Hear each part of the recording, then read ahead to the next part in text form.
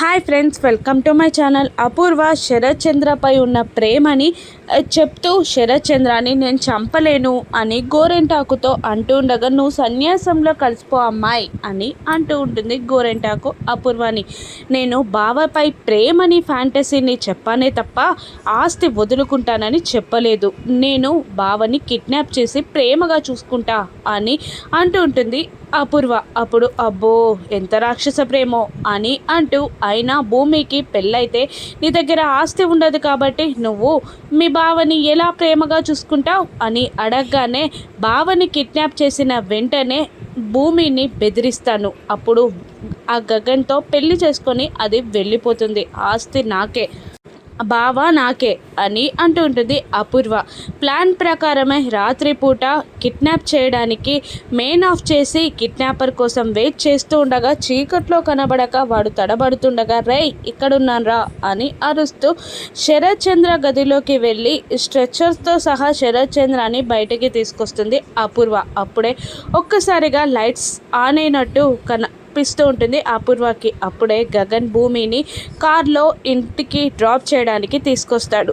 గగన్ ఇలా అంటుంటాడు భూమితో, ఒక్కసారి ఆలోచించు భూమి, మీ నాన్న కోమా నుండి బయటపడితే నాతో పెళ్ళికి ఒప్పుకోరేమో, పెళ్ళి జరిగిన తర్వాత ఆయన ఆశీస్సులు నీకుండేలా నేను ప్లాన్ చేస్తాను అని అంటూ ఉంటాడు గగన్. అప్పుడు భూమి, సరే నేను మళ్ళీ ఒకసారి ఆలోచిస్తాను, కానీ మనం అనుకున్నట్టు ఏది జరగదు కదా, ఏది రాసి పెట్టుంటే అది జరుగుతుంది, మా నాన్న ఆశీస్సులతో పెళ్ళి కావాలన్నది నా ఆశ, అంతే, ఏది జరిగినా నేను ఒప్పుకుంటాను అంటూ విధి నిర్ణయానికే వదిలేస్తుంది భూమి.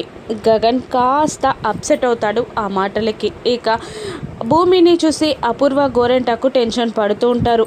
ఇప్పుడు శరత్ చంద్రని తను చూస్తే మనం అయిపోతామమ్మీ అని అంటూ ఉంటుంది గోరెంటాకు అపూర్వని. అప్పుడు చీకట్లో ఏం కనపడుతుందిలే పిన్ని అని అంటూ ఉంటుంది అపూర్వ.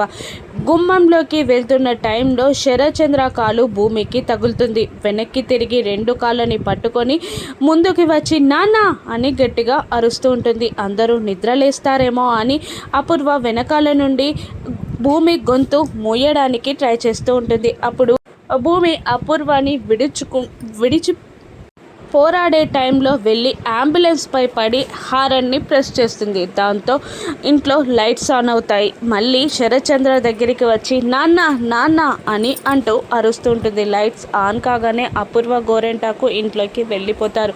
దొరికిపోతారేమో అని టెన్షన్ పడుతూ ఉంటారు. ఆ కిడ్నాపర్ శరత్ చంద్రని చంపడానికి కత్తితో శరత్ చంద్రపై దాడి చేయబోతూ ఉండగా, భూమి రెండు చేతులతో కత్తిని పట్టుకొని ఆ దాడిని ఆపేస్తూ ఉంటుంది.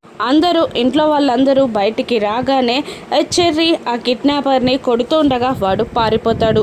చెర్రీ ఫాలో అవుతుంటాడు. ఇక అందరూ శరత్ చంద్ర చుట్టూ చేరుతారు. ఇక ఆక్సిజన్ మాస్క్ లేని శరత్ చంద్రని చూసి భూమి భయపడుతూ నాన్న నాన్న లేనా అని ఏడుస్తూ ఉంటుంది.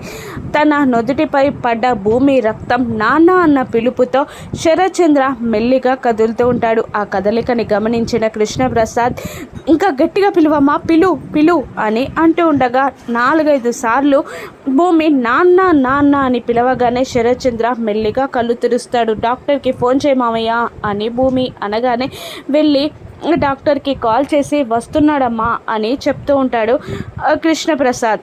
భూమి నాన్న అని పిలుస్తూ ఇంకా తెలివిలోకి తెప్పించడానికి ట్రై చేస్తూ ఉంటుంది భూమి. ఇక కిడ్నాపర్ని వెతుక్కుంటూ వెళ్ళిన చెర్రీ కిడ్నాపర్ దొరకకపోవడంతో అబ్బా అనుకుంటాడు. కానీ కొంత దూరంలో ఆ వ్యక్తి కర్రతో చెర్రీని ఎదుర్కోవడానికి రెడీగా ఉంటాడు. ఏంట్రా అని అంటూ చెర్రీ కిడ్నాపర్ దగ్గరికి వెళ్ళగానే కిడ్నాపర్ ఆ కర్రతో చెర్రీని కొడుతూ ఉంటాడు.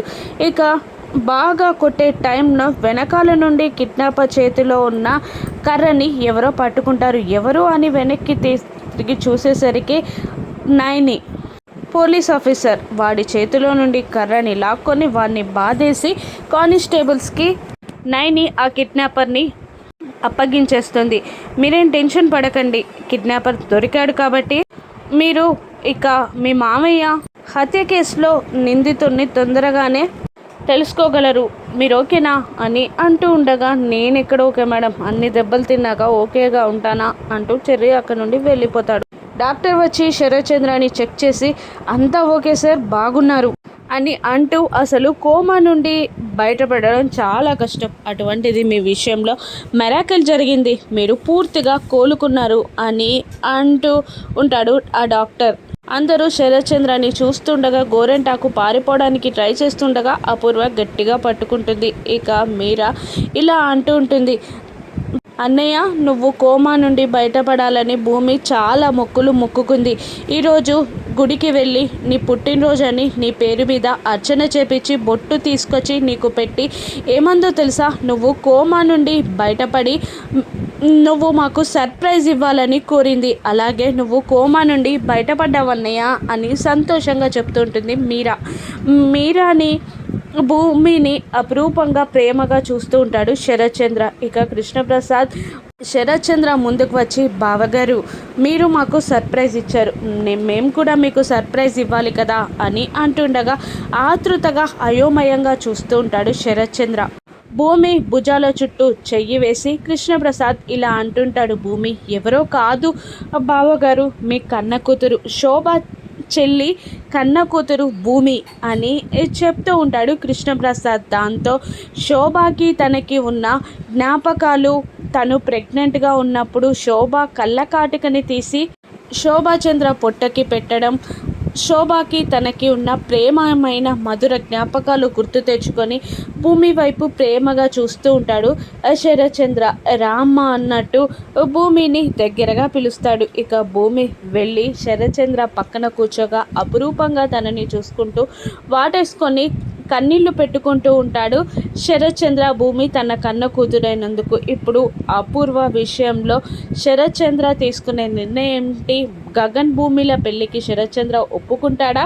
రాను ఎపిసోడ్స్లో చూద్దాం. Thank you for watching.